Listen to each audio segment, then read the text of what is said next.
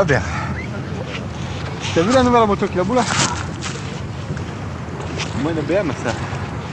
T'as vu les petits bouillards un peu? Robert, tu as vu d'où quoi je t'en parle?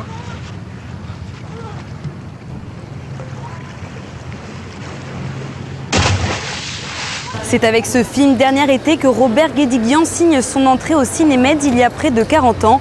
Le réalisateur et sa famille sont cette année les membres du jury. Ils sont à l'honneur dans notre JT. Comment empêcher la fuite des films en avant-première alors que le piratage explose?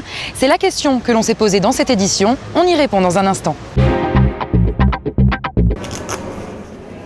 Merci. Ils sont toujours là pour vous accueillir à l'entrée des salles. Vêtus de rose, les bénévoles sont les travailleurs de l'ombre du Cinémed. Pour Agnès, c'est sa 3e année.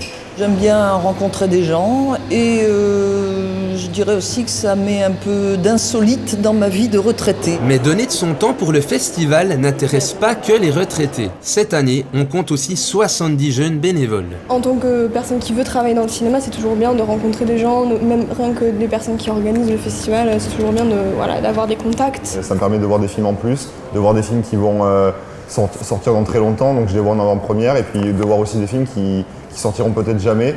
Au total, 90 bénévoles ont été mobilisés pour cette 40e édition.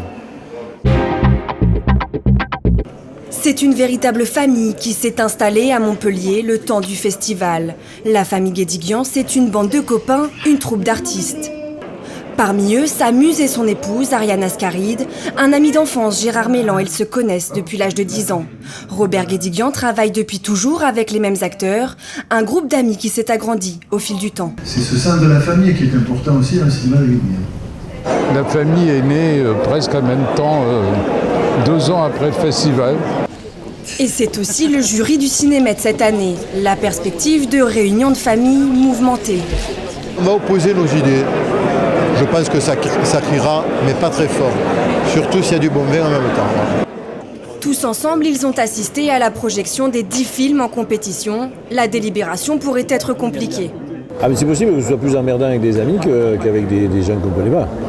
Sur Gérard Mélan, je suis inquiet, parce que ça fait 40 ans que je dispute, il risque de me gonfler très sérieusement. Et vice versa, je vais me gonfler. Donc je promets des débats peut-être houleux. On est arrivé en une équipe qui s'aime bien, on va être obligé de se battre et on va partir chacun dans notre coin différent, dans nos vies différentes, et puis en se disant plus jamais on n'est pas d'accord. C'est la fin de notre amitié, voilà. c'est demain. Merci Cinéma de Montpellier. Mais la bonne humeur est de mise en vue des retrouvailles dans un mois pour le tournage d'un nouveau film. Allez, c'est bon.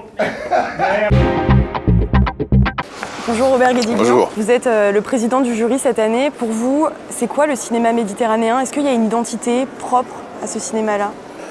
Mais l'identité du cinéma méditerranéen, c'est le paysage en fait d'abord, si on y va par là. C'est les mêmes ciels, c'est la même végétation, c'est les mêmes arbres, c'est évidemment toujours la mer. C'est pas l'océan, c'est une mer. Et c'est une fermée. Et du coup, je sais qu'il y a une autre rive pas très loin. Voilà. Donc peut-être que ce rapport au mélange, au berceau civilisationnel, je veux dire, qui a été la Méditerranée. Il y a quand même un fond culturel énorme, quoi, je veux dire, dans lequel on grandit, et que l'on maîtrise, ou que même si on ne le maîtrise pas, il est quelque part. Même les gens qui l'ignorent le possèdent quand même, ce fond culturel. Plus précisément, vous les avez tournés dans le même quartier, à l'Estac. Est-ce que ce quartier peut accueillir toutes les problématiques que vous abordez dans vos films? Ça peut être cette toile de fond? Je crois. Au fond, ce que je veux dire en faisant ça aussi, c'est que dans tous les pays du monde et dans tous les villages du monde, on peut raconter toutes les histoires du monde, en fait, voilà. Dans la villa, d'ailleurs, vous mettez la question des réfugiés peu au centre, même si elle arrive tardivement. Oui. Est-ce que vous vouliez interpeller? C'était quoi le message? Je veux toujours interpeller. Je suis toujours mêlé, moi, des choses du monde de manière à travers le cinéma, mais pas qu'à travers le cinéma. À travers des activités syndicales, politiques, etc., des prises de parole, autres que dans le cinéma, mais dans le cinéma aussi. Cette Europe est mal en point, oui. Il y a cette question des réfugiés en Méditerranée. Qui est, moi, je crois, une des questions centrales dans les années à venir, évidemment. Bon, parce qu'on met en cause même notre modèle, justement, civilisationnel, quoi. C'est-à-dire, c'est laisser des gens mourir devant notre porte fermée est un acte de déshumanisation. Il me semblait qu'on n'avait pas le droit de faire un film aujourd'hui sans parler de cette question-là, de tous ces morts. Vous tournez toujours avec ceux que l'on appelle votre famille, votre tribu, votre clan. Comment est-ce que vous faites à chaque fois pour les réinventer, leur imaginer un peu une nouvelle peau? Vous imaginez, on a commencé dans le premier film, Gérard qui est là, qui est là avec moi, et qui a mon âge, donc on avait 26 ans quand on a fait ce premier film-là. Aujourd'hui on a 65 ans. Bon, donc on est les mêmes et pas les mêmes. Pourtant, une fois il est en couple avec Ariane Ascaride, après ça peut être Jean-Pierre Vincent le frère. Ils ont... À chaque fois, vous arrivez... Je sais, toutes les combinaisons possibles, amoureuses et sentimentales, effectivement. Et il y en a une qui vous a plu plus que l'autre?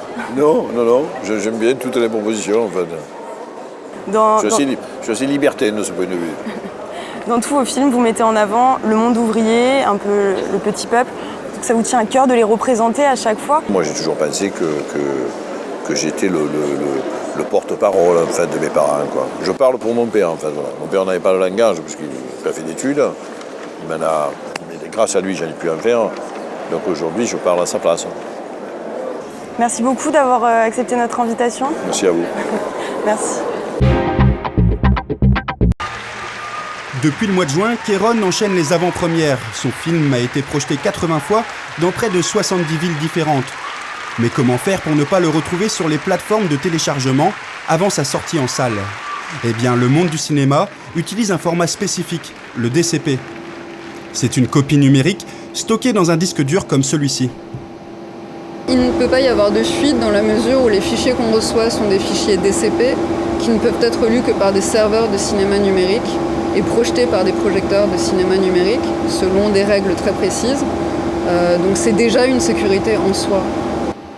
À cette sécurité s'ajoute un cryptage qui trace les fichiers et les verrouille. C'est le distributeur qui donne le signal du moment où on va pouvoir exploiter, visionner cette copie.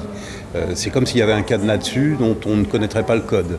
Et donc on donne le code au moment où ça nous semble opportun. À chaque DCP, un code unique.